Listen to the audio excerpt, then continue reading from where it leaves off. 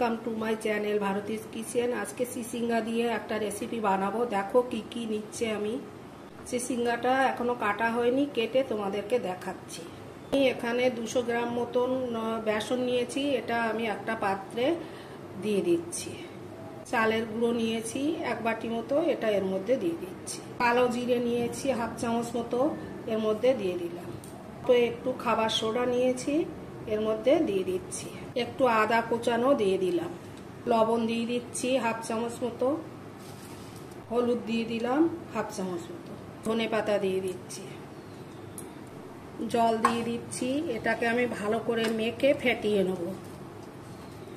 দেখো এরকম করে।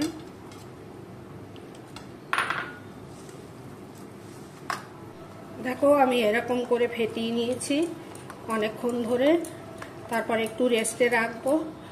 দেখো এরকম আমি একটু ঘন করে রেখে দেবো। চিচিঙ্গাটা না এরকম করে করে আঁচড়ে আঁচড়ে নেবে। দেখো এই ছাল ছাল মতন উঠে যাচ্ছে। এবার এখান থেকে আমি এরকম মাঝখান দিয়ে এরকম করে কেটে নিয়েছি। এটাকে আমি এই মাঝখান দিয়ে চিড়ে দিচ্ছি। এই দেখো এর মধ্যে এই দানা আছে, দানাগুলো ফেলে দেবো, দিয়ে আমি এখান থেকে এরকম কেটে নেব। এগুলো আমি এইভাবেই কেটেছি। এই দেখো এরকম করে কেটে নেবে তোমরা। কাটার পরে দেখো এরকম এরকম হয়েছে এগুলো। এর মধ্যে আমি একটু লবণ দিয়ে দিচ্ছি, দিয়ে দিচ্ছি হলুদ, অল্প একটু চিনি দিয়ে দিচ্ছি, একটু গুঁড়ো লঙ্কা দিয়ে দিচ্ছি। এটাকে আমি ভালো করে মেখে নিচ্ছি।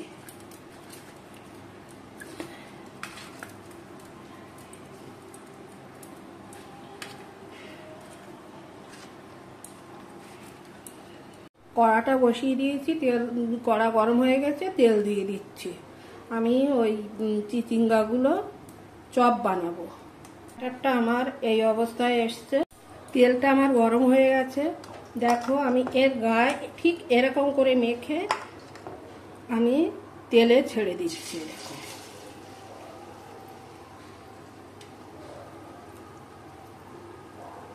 আর একটাও এরকম করে দিলাম।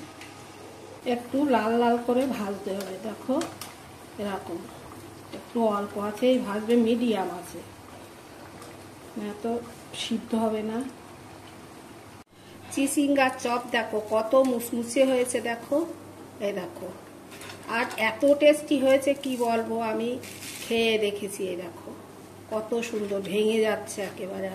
এ তো আমাদের বাড়িতে তরকারি করলে না খেতে চায় না। আমি বলছি আজকে এইভাবে করে দেখি খায় কিনা।